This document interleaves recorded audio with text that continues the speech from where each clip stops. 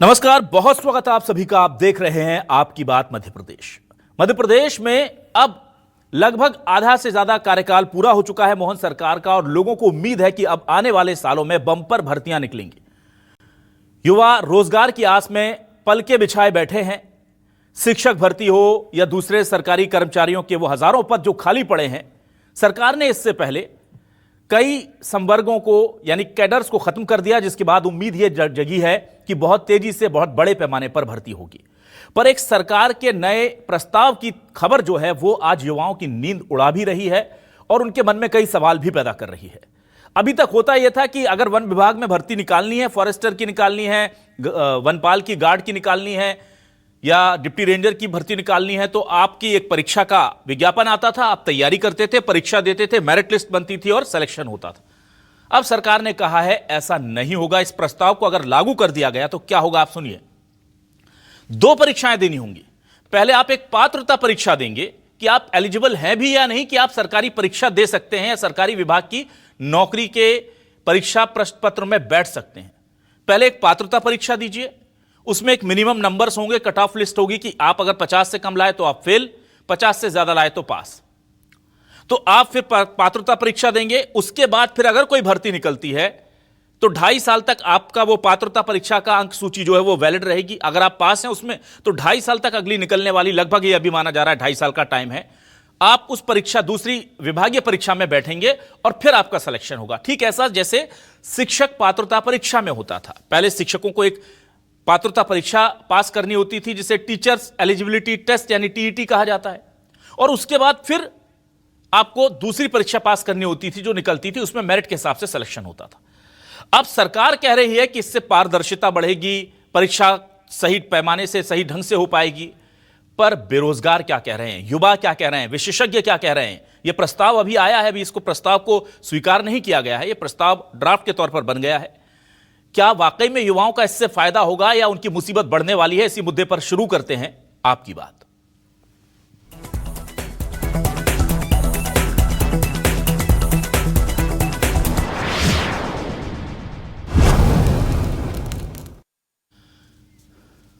सबसे पहले सुनते हैं कि अभ्यर्थियों का क्या कहना है इस नए प्रस्ताव को लेकर। ये जो नया प्रपोजल आया है कि आपको एक ही नौकरी के लिए 2 परीक्षाएं देनी होंगी, इसको लेकर उनकी क्या राय है, सुनिए।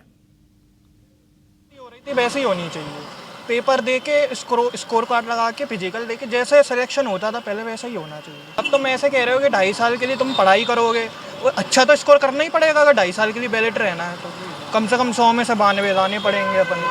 पहले क्या होता था, अलग अलग पेपर होते थे, अलग अलग बैठते, अलग अलग परीक्षा होती थी, तो कहीं ना कहीं पेपर लीक हो जाता था, वो जगह रद्द हो जाती थी।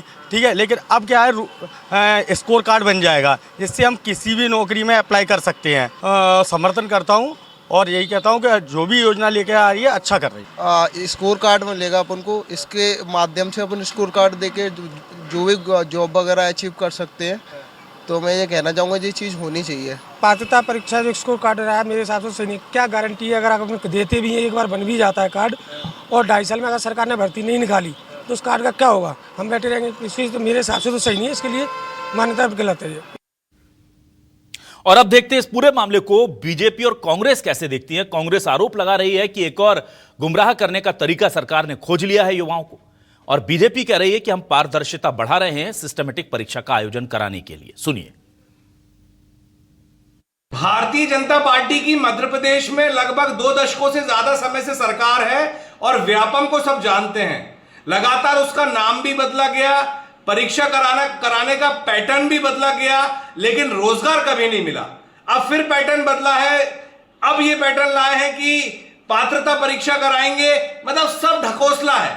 आप कराओगे लेकिन आप पात्र जब होंगे ही नहीं तो कैसे उसको आगे बढ़ाओगे। लेकिन जनता सब समझ रही है और जनता आने वाले समय में जवाब जरूर देगी, और खासकर युवा ये सब समझ रहे हैं और जवाब जरूर देंगे।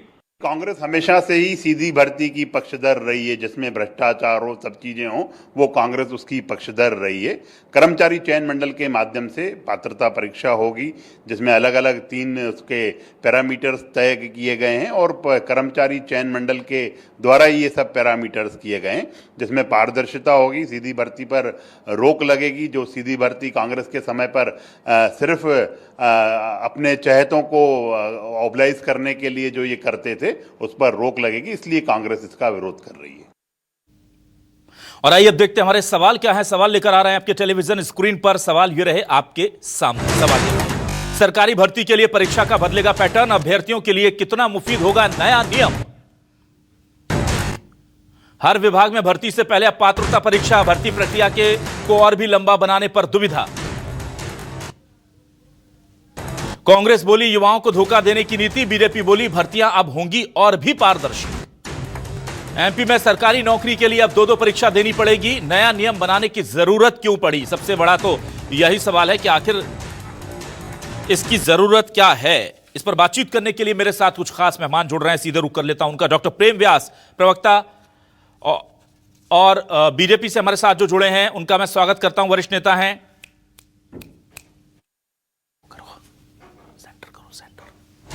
मेरे साथ उमेश त्रिपाठी जुड़ गए हैं, कांग्रेस से वरिष्ठ नेता प्रवक्ता।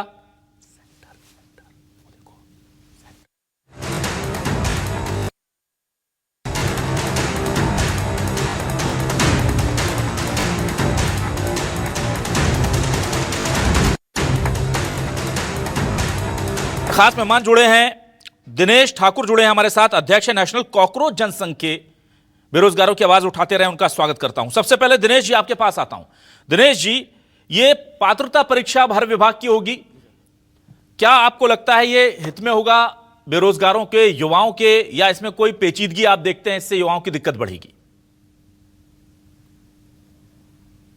सर देखिए, अगर सरकार चाहती है पारदर्शिता से परीक्षा करवाना है जी, तो क्या अब तक पारदर्शिता से नहीं हो पा रही थी क्या? मेरा सवाल ये भी है कि अब तक जो हो रही थी परीक्षा, क्या पारदर्शिता से नहीं हो रही थी? पहले भी तो परीक्षा हो रही थी ना। लेकिन प्री और मेंस यानी कि पात्रता परीक्षा करा के आप स्कोर कार्ड दे रहे हो, तो सवाल बच्चों का मेरे से ये है, हम आपके माध्यम से जनता के सामने रखना चाहते हैं कि अगर आप एक की जगह पे 2 परीक्षा कराएंगे, पात्रता परीक्षा वैलिड कर दी आपने 10 साल के लिए या 5 साल के लिए, कोई तो 2 साल के लिए वैलिड कर दी, वो स्कोर कार्ड लेके बच्चा करेगा क्या? वो कोई रोजगार की गारंटी थोड़ी है। वो तो एक तरीका है कि भाई मेरे पास एक स्कोर कार्ड आ गया कि भाई मैं पास हो गया हूं पात्रता परीक्षा, अब चयन के लिए इंतजार करना ही पड़ेगा।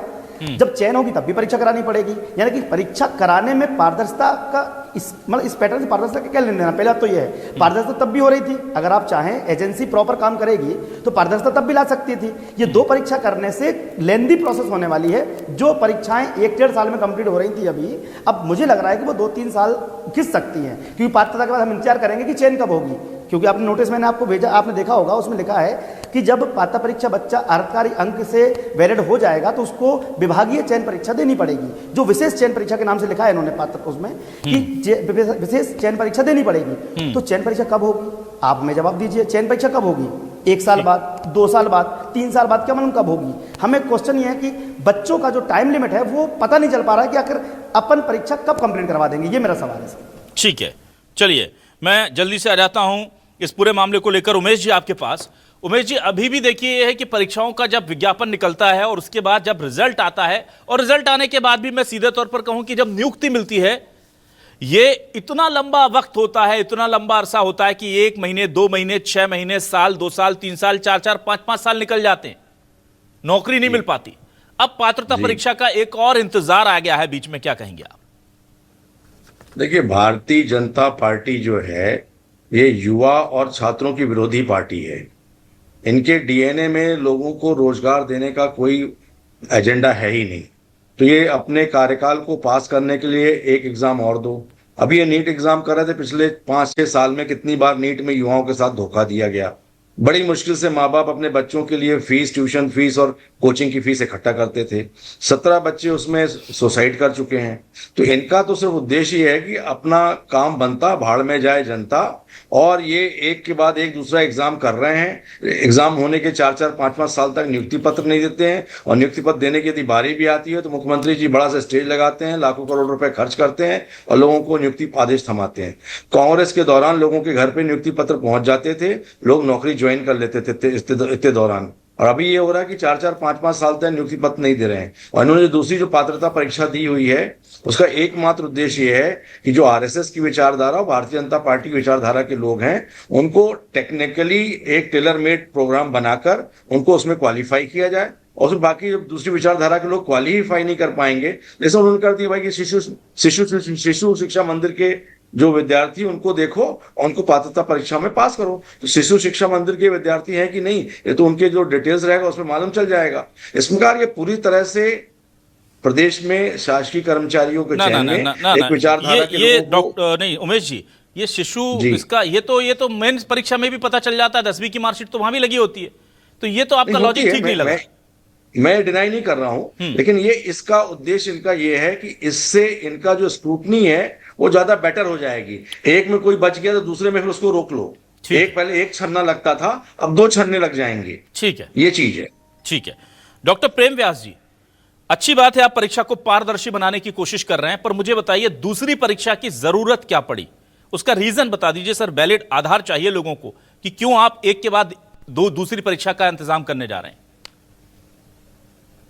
अभिलाष जी, सर्वप्रथम तो ये प्रस्ताव आया है और अभी राय मांगी गई है और मुझे लगता है कि सभी लोगों की राय के पश्चात ही तय किया जाएगा। ना तो अभी मंत्रिमंडल में आया है, ना उसको विधान परिषद में लेके आए। निश्चित रूप से उसके लिए दावे आपत्ति है, युवाओं से ही उसके लिए दावे आपत्ति मांगी गई, एक समय निर्धारित करा है। और जो लोग कर्मी कल्चर लेके आए थे, स्वास्थ्य कर्मी, पंचायत कर्मी, शिक्षा कर्मी, आज वो लोग बैठ के प्रश्न उठा रहे हैं। 2018 से लेकर अभी तक इन्होंने RSS का नाम लिया, लगभग 2.1 लाख की भर्ती हुई है। बताइए कितने लोग RSS के थे। भाई पारदर्शी प्रक्रिया है, जो लोग पात्र होंगे वो निश्चित रूप से चयन होंगे। आपके समय हुआ करता था जब जस्टिस जहीरुल इस्लाम जैसे जो लोग होते थे उनको पहले जो है वो जज, उसके बाद फिर सांसद, उसके बाद पुनः जज कोई फैसले के लिए, उसके बाद पुनः सांसद, उसके बाद जो वकील भी नहीं हुआ करते थे उनको डायरेक्ट जज बना दिया जाता था, कैलाशनाथ मंचू। तो आज वो पारदर्शी प्रक्रिया है और PSC की तरफ से कर्मचारी मंडल जो है वो समन्वय से भर्ती प्रक्रियाओं को तेज करने के लिए कार्य कर रहा है। बार बार जो एग्जाम्स होती थी उसके लिए एक स्कोर कार्ड निर्धारित किया जाएगा और ये अभी सब विचाराधीन है, ये कहीं भी लागू नहीं किया गया। निश्चित रूप से जो सरकारी तकनीकी समन्वय है और शिक्षक भर्ती की जो एग्जाम्स अलग अलग होती थी उन प्रारूपों को बदलने के लिए बार बार मांग की गई, उसके लिए एक प्रस्ताव बनाया, उस प्रस्ताव पे भी राय ली जा रही है और राय लेने के पश्चात ही तय होगा। तो आज सरकार पूरी पारदर्शिता के साथ में भर्ती कैलेंडर हो, प्रक्रियाओं का पालन करना हो, उसके तहत कार्य कर रही है और निश्चित रूप से युवाओं के जो निर्देशन के अनुसार, जो उनकी मांगों के अनुसार है, तो निश्चित रूप से डॉक्टर प्रेम व्यास जी, मुझे आपने सारा जवाब दिया। मैं सर ये जानना चाहता हूं, आप चूंकि प्रस्ताव भी पढ़ लिया, आपने सब समझ लिया है, जरूरत क्या पड़ी सर इसकी, उसका मतलब रीजन क्या। आप कह रहे हैं कि छात्र मांग कर रहे थे, एक छात्र का लिखा दिखा दीजिए जो कह रहा है कि एक की जगह 2 परीक्षा दीजिए, एक विशेषज्ञ का लिखा दिखा दीजिए जो कह रहा है एक की जगह 2 परीक्षा लीजिए। मेरा तो मुझे जब ये खबर मैंने देखी मुझे समझ ही नहीं आया कि इसकी जरूरत क्या है, अचानक आउट ऑफ द बॉक्स ये चीजें आ कैसे गई। देखिए विलास जी, इसीलिए मैंने बोला कि प्रस्ताव आया और उसके बाद चर्चा होना। सरकार का उद्देश्य भर्ती में पारदर्शिता लाना है, तेजी लाना है, गति लाना है और रिक्त पद जो लंबे समय तक गति तो नहीं आएगी, ये तो आप समझते हैं। परीक्षा 2 होंगी तो गति तो खत्म। पारदर्शिता की बात है तो ऐसे तो फिर 4 परीक्षाएं करानी चाहिए ताकि और पारदर्शिता हो जाए। भैया विलास जी, स्टूडेंट्स की मांग थी ना कि अलग विभागों में अलग अलग फीस होती है, अलग अलग समय पर एग्जाम्स होती है। अगर स्कोर कार्ड के माध्यम से ये सुनिश्चित किया जाएगा तो समय बचेगा या समय बढ़ेगा। समय बिल्कुल बढ़ेगा सर। अभी हम एक परीक्षा, एक विभाग की परीक्षा जो निकलती है, जो कैलेंडर है अभी भी प्रोफेशनल एग्जाम बोर्ड के, वो टाइम पर कब पूरे होते हैं?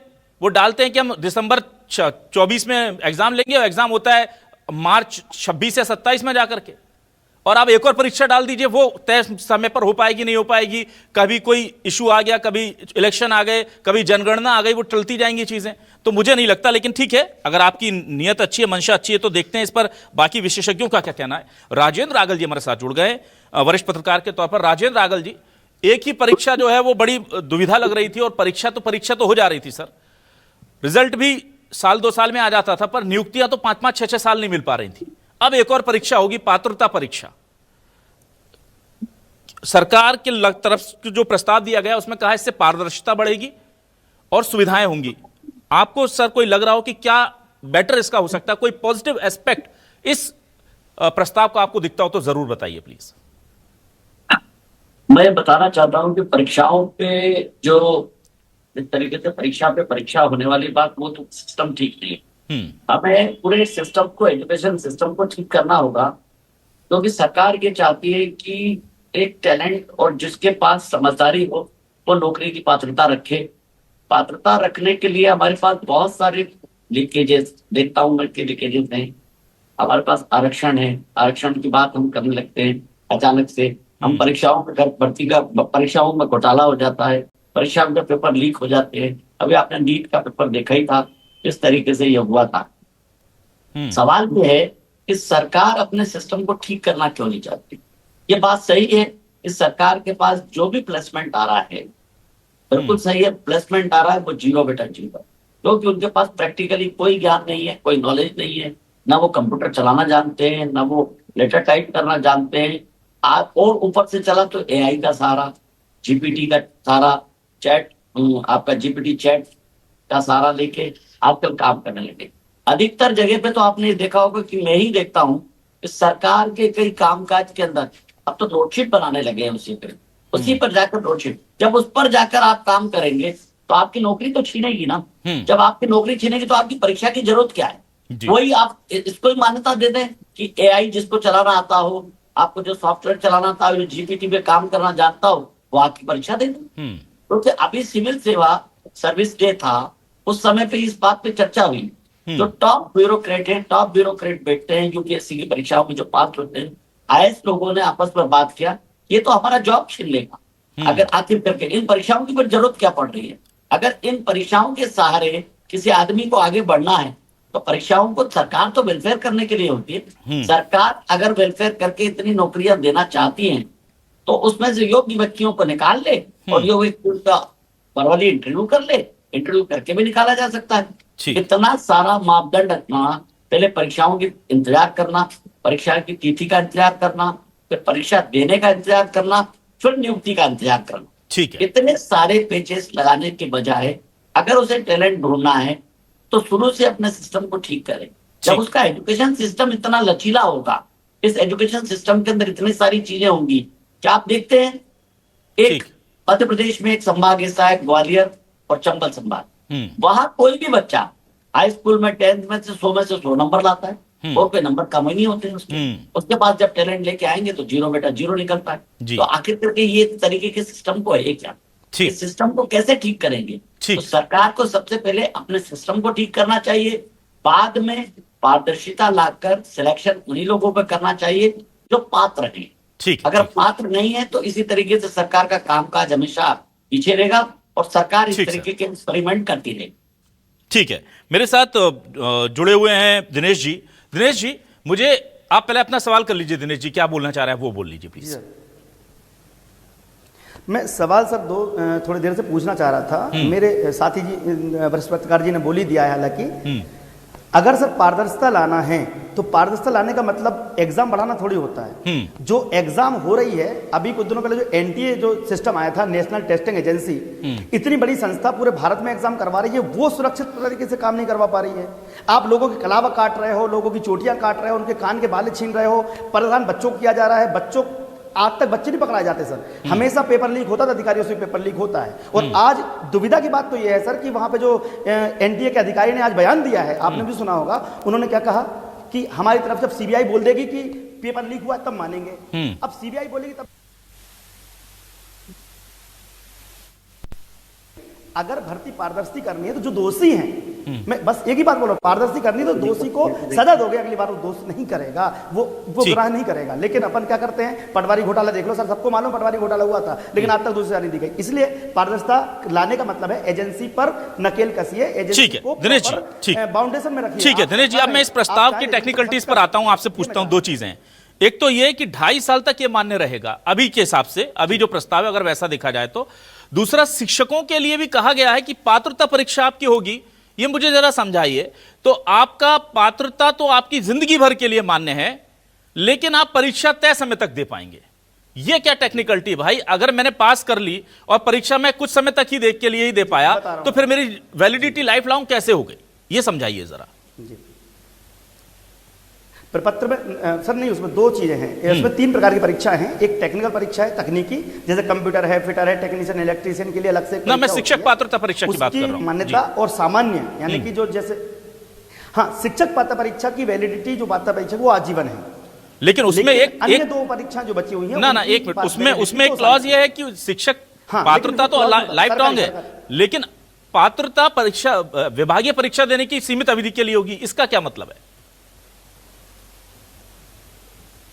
वही बोल रहा हूं कि उन्होंने क्या है कि उसको एक तो डिस्क्लोज नहीं किया प्रॉपर, और एक आगे लाइन और लिखी हुई है कि अगर आप कहीं से भी पात्र परीक्षा सिलेक्ट हो जाते हैं मान लो, तो फिर आप केवल एक बार ही एलिजिबल है दोबारा परीक्षा देने के लिए, उसके बाद आप परीक्षा नहीं दे पाएंगे। क्या बात तो बच्चों का कहना है कि हमारी स्वतंत्रता छीनी जा रही है। कोई बच्चा चाहे हम 3 विभाग में परीक्षा दे, ये तो आप बड़ी खबर बता रहे हैं। आप ये कह रहे हैं कि आप एक minute Dinesh ji, let me clear this. आप ये कह रहे हैं कि आप पात्रता परीक्षा दीजिए, उसमें सेलेक्ट होइए, और मान लीजिए उसके 1 साल 1.5 साल बाद 3 पदों पर वैकेंसी निकलती है, तो आप एक ही परीक्षा दे सकते हैं। अगर आपने वन विभाग में दे दी तो आप शिक्षा विभाग में नहीं दे पाएंगे। सिलेक्ट हो गए आप जी?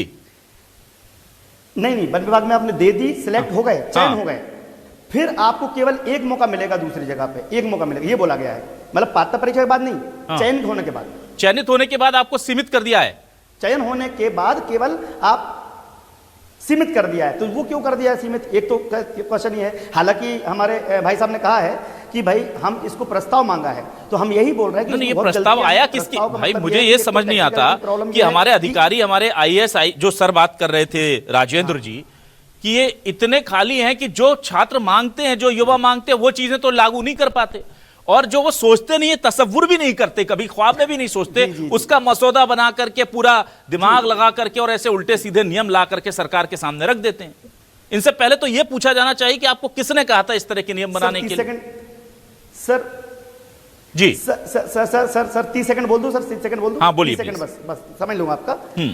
जैसे कि पारदर्शिता का मैंने बोल दिया कि पारदर्शिता के लिए टेस्टिंग एजेंसी जो भी है उस पर आप नकेल कसिए, पारदर्शिता ठीक हो जाएगी। दूसरा, अगर आप चाहते हैं कि समय पर एग्जाम हो, तो हम चाहते हैं कि समय पर एग्जाम अगर लेनी है आपको, तो इसका टाइम बाउंडेड कीजिए। आप ये नहीं कि पात्रता परीक्षा लाइफ टाइम वैलिड है, चयन परीक्षा का वो भी पता ही नहीं है। आप पात्रता परीक्षा, चयन परीक्षा का समय निर्धारित कर दीजिए। हम तैयार हैं 2 परीक्षा देने के लिए, कम से कम 6-6 महीने गैप के अंदर तो हो। पात्रता परीक्षा होती है 2024 में और 26 में होती है चयन परीक्षा, इससे हमें दिक्कत है। समय निर्धारित कर दीजिए, दोनों चीजें सही है आपकी, कोई दिक्कत नहीं है, लेकिन पारदर्शिता के लिए आपको टेस्टिंग एजेंसी पे एप्लीकेशन लेना पड़ेगा। जी सर। ठीक है, चलिए उमेश जी आपके पास आता हूं। उमेश जी देखिए, परीक्षा देश में बड़ी से बड़ी परीक्षा जो है वो संक्रमण, नकल माफिया, पेपर लीक माफिया के उसमें है, ये तो देश में साबित हो चुका है, इसमें कहीं कुछ बचा नहीं, गुरेज नहीं है।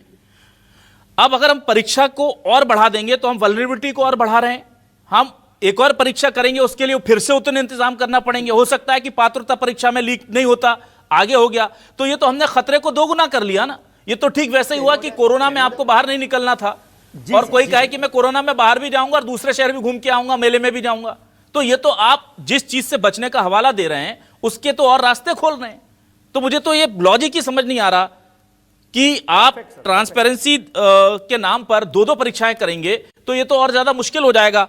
उमेश जी देखिए, नीट की परीक्षा में जिस तरह से NTA पूरे देश के सामने वो उसमें उसकी मंशा और उसकी जो स्थिति है स्पष्ट हुई है, उससे यह साफ हो गया है कि भारतीय जनता पार्टी स्वयं पेपर लीक कराती है, उनके ही लोग इसमें इन्वॉल्व हैं। जब राष्ट्रीय एजेंसी हमारी एग्जाम कराने की फेल हो गई, तो पूरे देश के युवाओं को, विद्यार्थियों को और अभिभावकों को नए सिरे से सोचना पड़ेगा कि क्या उनका भविष्य भारतीय जनता पार्टी और उनकी ये सरकार में सुरक्षित है कि नहीं।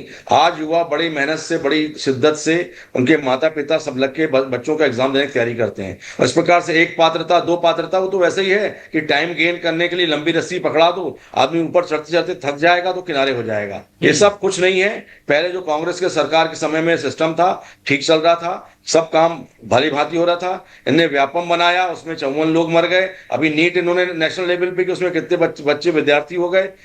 हर बार पिछले 4-5 साल से बच्चे नीट की तैयारी करते हैं, पेपर लीक हो जाता है, और फिर पेपर लीक करने वाले उनके भारतीय जनता पार्टी, RSS के पट्टे हैं। तो इसलिए मेरा साफ कहना है कि देश के युवाओं का भविष्य इस सरकार के हाथ में सुरक्षित नहीं है। हमको नया कदम उठाना पड़ेगा। देश के युवाओं का जो भविष्य है वो हमें सुनहरा करने के लिए नया सिस्टम लाना पड़ेगा। और स्थिति ठीक है, कंट्रोल के बाहर हो रही है। ये पारदर्शिता, वो पारदर्शिता, सब फालतू बातें हैं, दिल बहलाने के लिए गालिब ख्याल अच्छा है, और कुछ नहीं है। ठीक है, डॉक्टर प्रेम व्यास जी, मैं आपके पास आता हूं। डॉक्टर प्रेम व्यास जी, मुझे याद है शिवराज सिंह चौहान जी ने कुछ साल पहले कहा था कि अब हम प्रदेश में ऐसा सिस्टम लाएंगे कि आप कोई भी परीक्षा हो, एक बार फीस भरिए और फिर परीक्षाएं देते रहिए। नहीं आ पाया साहब। प्रस्ताव लाए थे आपके अधिकारी, लेकिन वो जमीन पर नहीं उतरा। ऐसे प्रस्ताव क्यों जमीन पर नहीं उतरते, कोई पूछने वाला नहीं। क्यों? क्योंकि वो युवाओं के फेवर में था। आप परीक्षा लेते हैं, अब आप 2 परीक्षा लेंगे, अभी हम पूछेंगे तो कह देंगे ठीक है इसकी परीक्षा एक ही परीक्षा फीस होगी। भाई कितना देगा? आपको पता है सिर्फ नीट में, सिर्फ नीट जैसे एग्जाम में कितने सैकड़ों करोड़ रुपए कमा लिए केंद्र सरकार ने। किससे कमाए? बेरोजगारों से। प्रदेश के बेरोजगारों को आप परीक्षा दर परीक्षा, और परीक्षा केंद्र भी माशाल्लाह ऐसे दिए जाते हैं।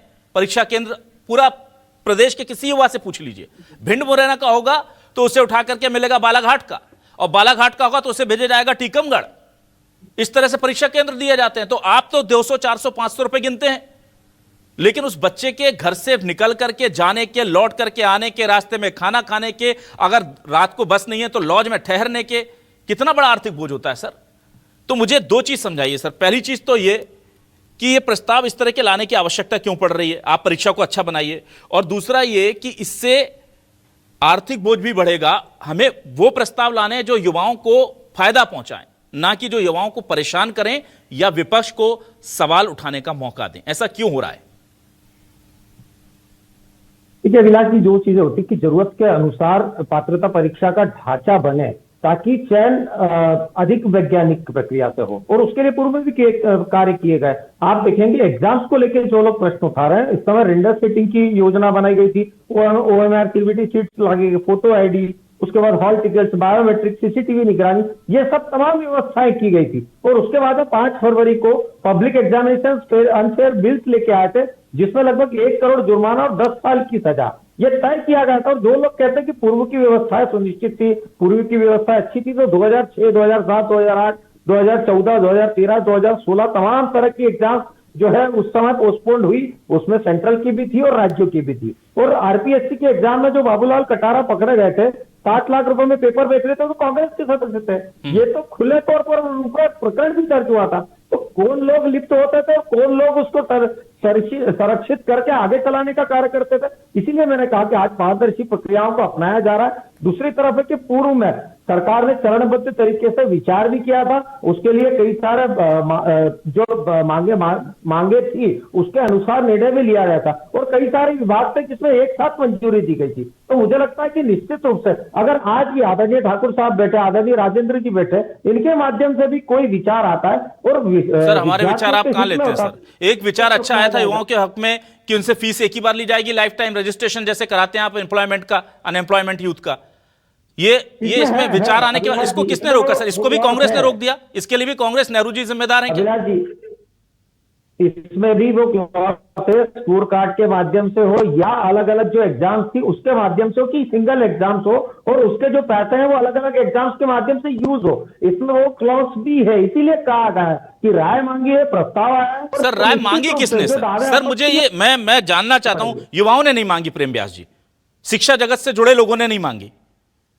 ये राय मांगता कौन है उल्टी सीधी में? मुझे तो बड़ा आश्चर्य होता है सर, आप अपना एनर्जी, अपनी पूरी जो मशीनरी है इस तरह के प्रस्तावों में क्यों लगाते हैं सर?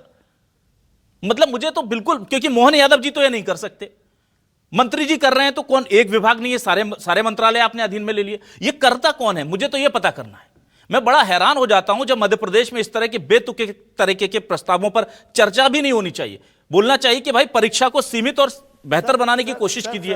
मैं राजेंद्र रागल जी के पास आता हूं। राजेंद्र रागल जी, ये बार बार कहा जा रहा है कि ये मांग आ रही थी इसलिए राजेंद्र रागल जी, प्रस्ताव लाने का सरकारी उसमें सिस्टम क्या है मुझे नहीं पता, मेरे दर्शकों को जरा समझाइए। क्या कोई चीज नोटशीट चलती होगी ना कि इस पर आपको एक ड्राफ्ट बनाना है, उसकी तय वो कैसे होता है सर? मुझे बताइए कहां से शुरू हुई होगी ये उल्टी गंगा, कहां से बही है कि बाबा हम परीक्षाएं अच्छे से नहीं करवा पा रहे हैं टाइम पर, तो एक काम करो कि 2-2 परीक्षाएं कराने की कोई व्यवस्था बना दो। ये कहां से आ सकता है ये प्रश्न दिमाग में? ये सब चीजें क्या होता है, कमेटी होती है, कमेटी विल बी डिसाइड कि भाई किस तरीके से हमें एग्जाम लेना है और एग्जाम को कंडक्ट करने के लिए क्या काम करना है। क्योंकि सारी परीक्षाएं अभी PV के थ्रू होती है, परीक्षा मंडल के थ्रू होती है, और परीक्षा मंडल में इस तरीके के प्रस्ताव लाना और प्रस्ताव को बाद में गिरा जाना, मतलब गिर जाना, ये प्रस्ताव 100% मान के चलिए, ये प्रस्ताव जो आया था ये किसी के दिमाग का सगुफा है, ये प्रस्ताव आएगा नहीं, मुझे जहां तक समझ में आता है। दूसरी बात, आपने बहुत अच्छी बात कही है कि बेरोजगारों से परीक्षा मंडल, व्यावसायिक परीक्षा मंडल या PV जो भी एग्जाम के लिए फीस ले वो एक ही बार लेना चाहिए। वो साल भर कम से कम 1 साल के लिए, जब तक वो जॉब का प्लेसमेंट नहीं ले पाता है, 10 बार एग्जाम कंडक्ट कर सकता है, 10 बार दे सकता है, एक में नहीं तो दूसरे में, दूसरे में नहीं तो तीसरे में आ सकता है। अभी हाल ही में पुलिस हेडक्वार्टर ने कुछ पोस्ट निकाली। पोस्ट निकालने पर उन्होंने कहा कि आधे घंटे के अंदर 1200 शब्द आपको टाइप कर। भला ये कैसे कोई कर सकता है बताइए? इस तरीके की टिपिकल सर को बांधना, बाद में निकाल कौन रहा है? Police headquarter. भेज किसके पास रहा है? शासन के पास कि साहब इस लाइन को विलोपित कर दिया जाए। अरे भैया, आपने निकाली शर्त तो आप जानिए। शासन ने भी वापस ठुकरा के वापस कर दिया कि भाई अब इसमें कोई निर्णय नहीं ले सकते। सामान्य प्रशासन विभाग को भेजा, सामान्य प्रशासन विभाग ने कहा कि हम इस पर कोई निर्णय नहीं ले सकते। इस तरीके के टिपिकल चीजें बनाना और बाद में अपने आप को बताना कि भैया देखिए हम 1 लाख भर्ती करने का काम कर रहे हैं और हमने 40,000 भर्तियां कर दी, 30,000 भर्तियां कर दी। आंकड़ेबाजी से कोई फायदा नहीं है। प्रदेश का पूरा बेरोजगार जो है आपको रोड पर दिख रहा है। इसीलिए इस तरीके की जो टिप्पणी की गई है काकरोच और सारी चीजों को लेकर, तो मुझे बड़ा आश्चर्य होता है कि इस पर अब स्किल डेवलपमेंट की अपन बात करें तो हमारे जो बच्चे हैं वो स्किल डेवलपमेंट के लिए भी नहीं जाते हैं। इस तरीके का प्रोग्राम सरकार इस तरफ क्यों नहीं सोचती है कि अभी क्या कर रहा है? अपन दूसरी तरफ बात करते हैं कि एमएसएमई की, तो रोजगार करिए अपना। अरे रोजगार कहाँ से करेगा वो आदमी भाई? क्योंकि रोजगार करने के लिए उससे टर्नओवर मांगा जाता है। टेंडर डिजाइन होते हैं, टेंडर डिजाइन होने वो टर्नओवर नहीं होगा। नया उद्यमी उद्यम कैसे लगाएगा? काम कैसे करेगा? बताइए। बिल्कुल ये इस तरीके की योजनाओं की, इस तरीके, और कह रहे हैं कि चाय पकौड़े की दुकान लगाइए, चाय बेचिए, पकौड़ा लगाइए। अरे पकौड़ा चाय लगाने से क्या, जो ग्रेजुएट कर चुका है, जो पीजी कर चुका है, पोस्ट ग्रेजुएट कर चुका है, उसको शोभा देता है कि उसे ये काम करना चाहिए। ठीक है सर। नौकरियां है किसके लिए? नौकरियां है या नहीं है? सरकार पहले तय करे। अगर नौकरियां है, प्लेसमेंट देना है। सरकार में दिन पर दिन रिटायरमेंट होते जा रहे हैं। नई भर्ती के नाम पर जो है वो उसी तरीके का ढर्रा चला रहा है जिस तरीके का ढर्रा था। ठीक है डॉक्टर प्रेम व्यास जी, 2 बहुत छोटे छोटे सवाल है, सीधा सीधा उत्तर की उम्मीद करूंगा आपसे, वाइंड अप करना है। सर एक बात बताइए, आप बेरोजगार युवाओं को प्रदेश में क्या बेरोजगारी भत्ता देते हैं क्या सर? डॉक्टर प्रेम व्यास जी। नहीं, उसके लिए स्किल डेवलपमेंट प्रोग्राम चलाए गए हैं और उसके लिए स्किल डेवलपमेंट प्रोग्राम चलाए गए। ना मैं आपसे पूछ रहा हूं, आप बेरोजगार युवाओं को बेरोजगारी भत्ता देते हैं क्या प्रदेश में, जैसे कुछ राज्यों में मिलता है, क्या आप देते हैं सर? स्किल डेवलपमेंट प्रोग्राम के साथ तो तय किया गया था, उसके अनुसार मिल रहा है। आप स्किल डेवलपमेंट के साथ उनको पैसा देते, क्यों देते हैं सर? क्योंकि आपको पता है कि वो बेरोजगार है। फिर आप परीक्षा के शुल्क कैसे लेते हैं बेरोजगारों से, मुझे बताइए। इधर आप कहते हैं कि आपके पास आर्थिक दिक्कत है इसलिए हम पैसे दे रहे हैं, और उधर आप कह रहे हैं कि अब आप हमें पैसे दो क्योंकि हम आपकी परीक्षा ले रहे हैं। नौकरी मिले ना मिले इसकी गारंटी नहीं है, पर पैसे दे दो इसकी गारंटी है। बिना पैसे के किसका फॉर्म भर लिया आपने? पहली चीज। दूसरी चीज सर, ये दोनों विषय तो अलग है। बिल्कुल सर, मैं तो आपके लिए अलग होंगे सर, क्योंकि आपके विभाग, आपके सेक्रेटरी और आपके डिपार्टमेंट्स बदल जाते होंगे हेड। मेरे लिए बेरोजगार युवा है। अगर आप उसे बेरोजगारी भत्ता देते हैं, उसको स्किल डेवलपमेंट सिखाते हैं या उससे परीक्षा का शुल्क लेते हैं, मेरे लिए वो एक ही परिवार का एक लड़का है जिसके पास नौकरी नहीं है और वो कोशिश कर रहा है नौकरी ले। आप समझिए सर, अगर आप इस तरह की संवेदनशील चीजों को डिपार्टमेंट और हेड के तौर पर काउंट करते रहेंगे तो दिक्कत है सर। आपको बेरोजगार को बेरोजगार की तरह ट्रीट करना पड़ेगा, और जो दिशा निर्देश या जो प्रस्ताव या जो योजनाएं या जो नियम बनते हैं वो एसी में कमरों में बैठे अधिकारी जब बनाते हैं ना, तो उसको लेकर के आप वेबसाइट पर मत डालिए। आप भेज दीजिए कॉलेजों में युवाओं के पास और बोलिए कि भाई ये है, आपके पास तो दुनिया का सबसे बड़ा नेटवर्क है सर। मुझे समझ नहीं आता उनसे आप फीडबैक क्यों नहीं ले देते? सबसे ज्यादा कार्यकर्ता, कुछ मत कीजिए सर, युवा मोर्चा के कार्यकर्ताओं को दे दीजिए, अखिल भारतीय विद्यार्थी परिषद के कार्यकर्ताओं को यह प्रस्ताव पकड़ा दीजिए और कहना भाई जरा सर्वे करके ला दो हमें, 3 दिन में आपको पता चल जाएगा इस सर्वे में क्या कमियां हैं। इसके लिए प्रशासनिक मशीनरी का इस्तेमाल करने की जरूरत ही नहीं, मैं तो कहूंगा दुरुपयोग करने की जरूरत नहीं थी। उन्हीं से मंगवा लीजिए, युवाओं से, अपने सबसे बड़े विद्यार्थी संगठन से मंगवा लीजिए कि कैसी योजनाएं चाहते हैं आप कि हम परीक्षाएं कैसे लें, सुझाव दे दीजिए सर। जो प्रैक्टिकल सॉल्यूशंस होते हैं वो निकलवाइए ना सर। आप लोग सर ऐसे लग रहा है कि अटकाना लटकाना और भटकाना वाला काम कर रहे हैं।